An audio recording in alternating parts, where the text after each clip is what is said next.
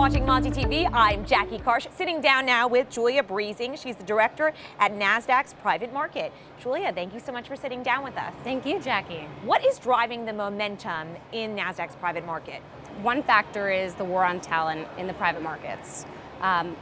Retaining their top talent for private companies is key to the success and growth of private companies.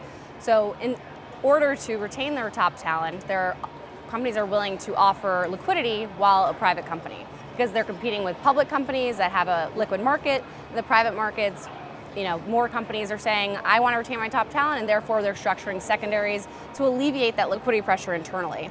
Additionally, there's a continuing influx of capital from the public markets to the private markets.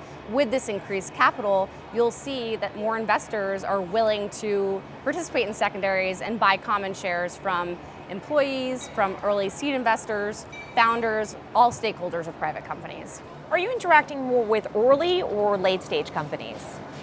Surprisingly, this year in 2019, we actually just released our 2019 private company report, and a majority of our companies, in this case it's around 18, were Series B or earlier.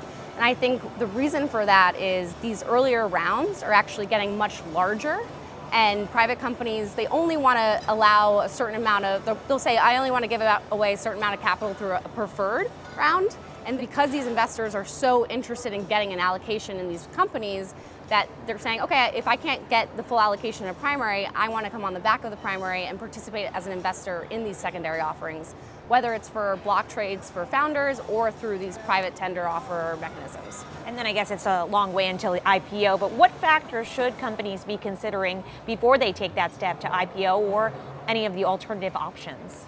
A couple factors to consider is, if you aren't yet ready to go to IPO, you should think about maybe we'll bring in a strategic or a crossover investor through a secondary offering, through a private tender offer, so that the buyers can get exposure to these private companies sooner, understand them, and then potentially participate in that IPO and beyond.